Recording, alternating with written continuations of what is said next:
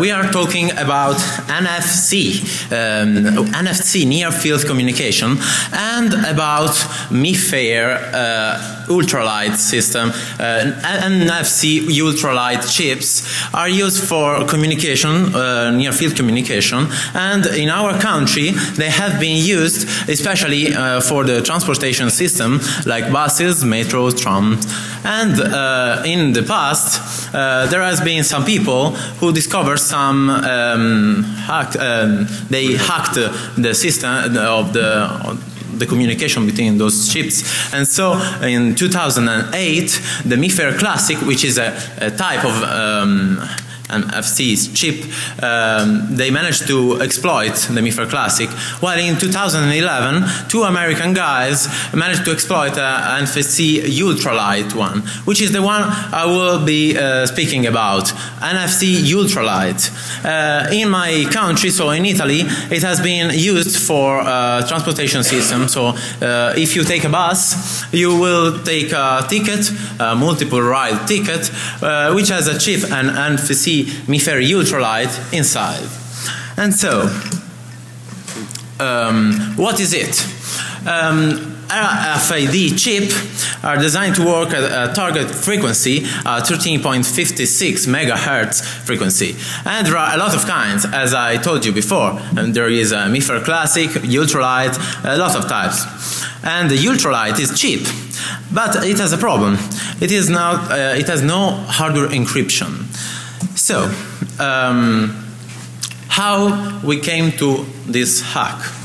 Well, we started studying NFC communication on NFC chips when, from January, the local transportation system in Turin updated their stamping machines, and so it was possible to use those tickets to ride a bus or metro or what else.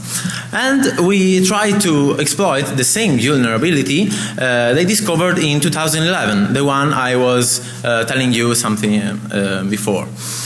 But the point is that we didn't know anything about the structure of this ticket. And so we tried with that vulnerability, but we failed. And that was the point. We failed. We tried to... and so, you know, if you don't know what are you dealing with, it is, let's say, it is tricky to solve it. So we decided to study better those kind of technology. And so we discovered that we tried to make some little experiments, make experience, and so we decided to stamp one ticket after the other, and comparing the results, we had an NFC reader, and we read the dumps of those tickets, and we were comparing them to find if there were some similarities, something similar, to compare it and to find, for example, how was the data saved on the ticket. And so we managed to plot down some empiric results of this. But this is the point where I was getting you. Assume that you know where exactly the time of the last stamp of your ticket is being stored.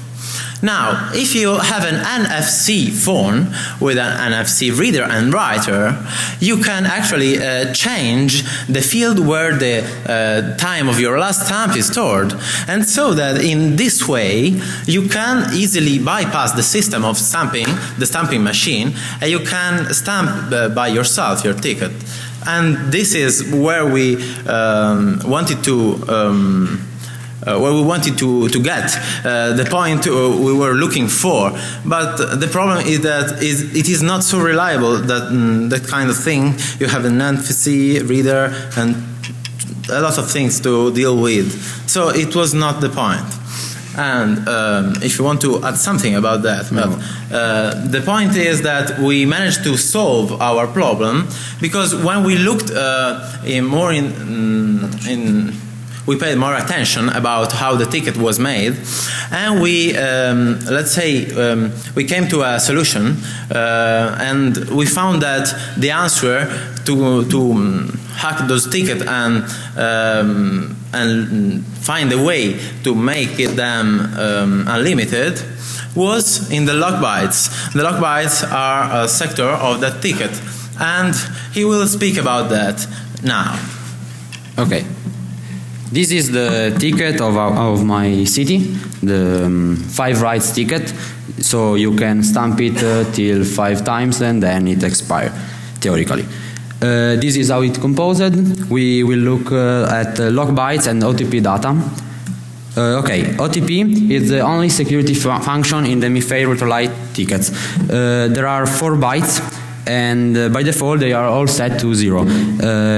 When you stamp the ticket, there is an OR operation that turns 1 bit to 1, and so you can turn it back to 0. So that's the only way you can stamp the ticket without any fraud or something like that, theoretically.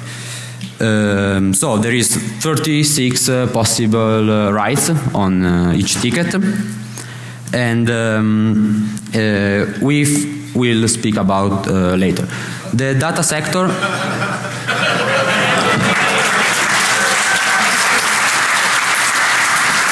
Okay.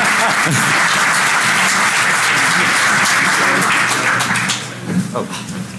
It will be funny now. No, I saw one of your slides coming in. It's not going to be funny. We have decided to brand this. You've heard of Spot the Fed. This is now Shot the Noob.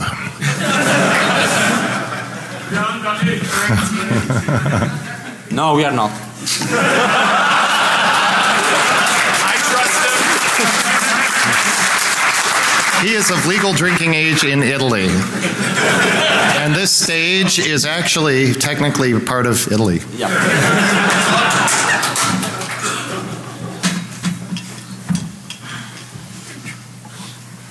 Oh, wait. Oh, I'm sorry. Audience, raise your hand if it's your first time at Defcon.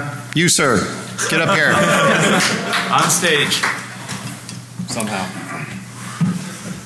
Yeah, I can get on. I don't know if I'll be able to. There's steps on the other side. All right. To all the new people at Defcon. Cheers. Cheers. Cheers.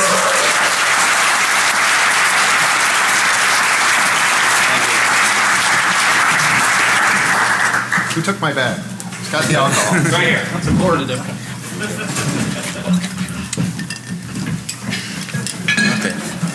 Okay. Yeah. Where was I? I don't remember. Okay. That was strong. The data sector was used in the past attack, the 2011 attack, for store the writes. But this sector is readable and writable, so you can just swipe it and get a new ticket.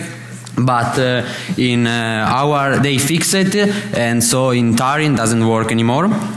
So we thought about just decode the timestamp from the validator machine and reproduce it without touching the OTP sector. So the writes remain the same, but we can stamp it by ourselves.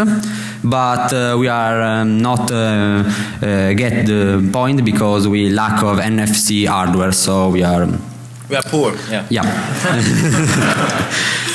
If you want some dumps of our ticket, we will give you at the Q&A session. No problem. Okay, these are some empirical results. We can speak more later. Just doesn't matter. Okay, the log sector. This is the most important part of our talk because that's the point where we found the solution. There are 2 bytes. The first one is the red one, and the second one is the orange. Okay, each bit of these bytes can lock a sector and make it read-only. Okay, so what we did is just lock the bit in lock bit sector that make read-only the OTP data. So the machine try to validate it, but oops, it read-only, and I cannot. So that's when we first made our test on the road, we found a little problem because it's not good validate your 5 rights ticket and then have always 5 rights. When they test it, we forgot to took one of the right. Yeah, and so it was. Nah, not good. What are you going to say to the man who is going to check your ticket? Yeah, don't know. Yeah. Okay, how to fix it?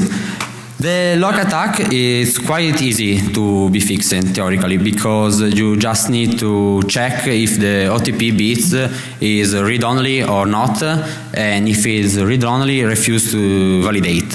But the main problem is the time attack, because the point is there are 2 vulnerabilities we found, but we exploited just one because we lacked of time and of hardware, as he explained before. So the time vulnerability would be very easy to be exploited if we can actually decode the data.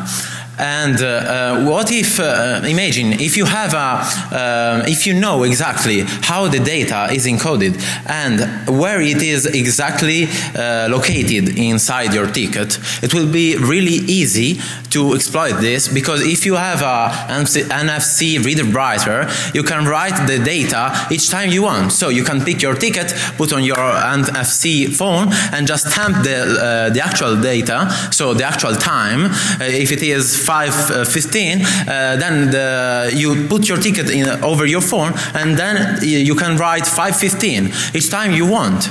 And so you can bypass the validating system, and so you can still have 4 rides left, and you're just adjusting the time. And that will be really hard to be fixed, because all the data written inside the ticket is not encrypted, hardware speaking. And so if you are able to decode this, it will be very hard to fix it. While the lock attack, and so the exploit he was speaking about, will be easy to be fixed, because if the stamp machine checks if the lock bit is on or off, and then with a feedback way, the stamp machine can immediately know if your ticket is faked or not. Now we are going to study and study more about those kind of tickets and try to decode data. And if you would like to help us, well, we are open-minded, and so we will give you the dumps, and any help will be very accepted very well, and that is the point. So we also thought about a solution for the time attack, but it should require a firmware upgrade that theoretically enable the software encryption on the ticket. Because if you encrypt the ticket, you can just timestamp your ticket with your phone, but we spoke of that with our transport company. They say, no, never did anything. We are still waiting that our vulnerability is fixed on subground. We don't really know about that. Okay, we are working about a tool that should do it in everything automatically. And actually it is written in Python and works on a Linux computer. You need a printing vector. Yeah. An NFC reader. Okay. Of course. Just okay. That is the tool we used for decoding and writing the tickets.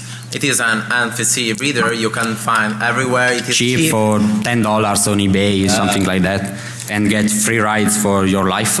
So we start selling these if you want at the door after the talk. Okay. No. Okay, and we also wanted to buy Proxmark for further study, but we really lack of money, so we are also open to donation. We accept Bitcoin. Yeah, Bitcoin, of course.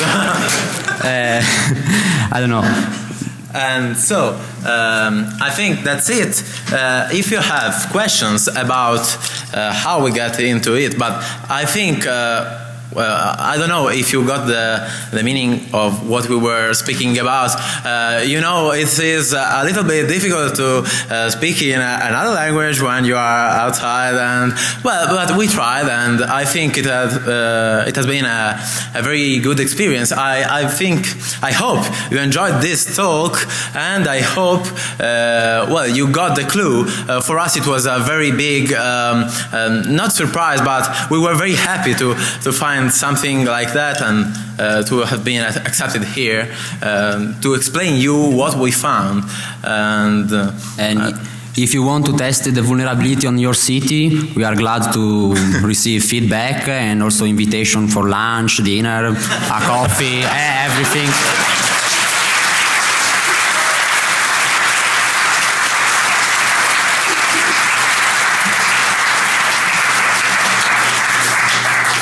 I think that speaking about things more in details wouldn't be so appreciated by you. I don't know if you will appreciate to speak about the very detail of those tickets. But if you want, in the Q&A, you can ask us for further information and details about those tickets.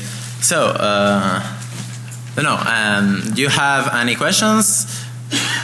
Or? How did you find out what technology your mass transit system was using for its RFID system? Yeah, they advertising on their website.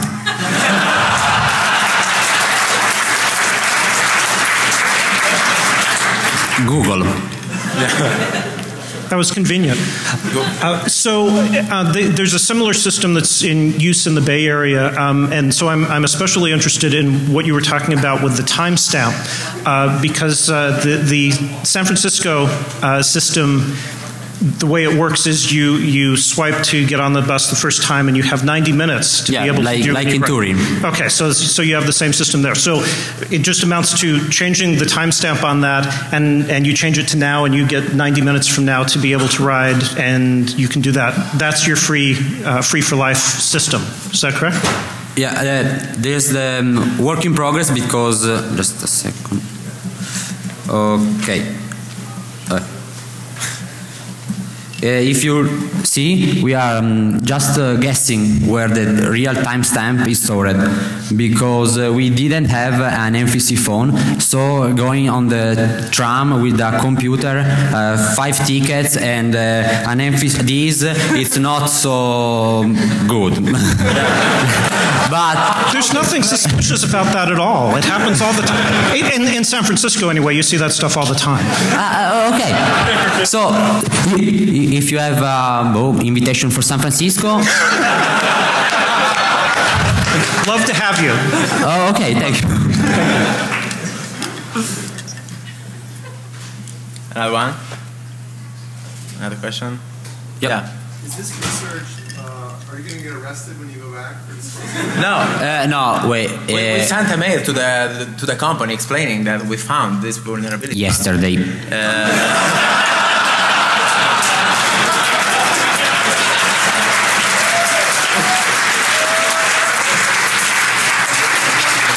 They are not geeks, so they can't reply very fast, and so we are waiting now for a reply. And no, we are publishing a white paper about that, and we send it to them, but I hope they won't fix on the subground, because I take subground very often. Okay. So, if you want to read our white paper, it will be available. We will share with you. Also the tool. Paper. Yeah, and the tool. It's very bad written, but works. Yes. Anyone else? No invitation?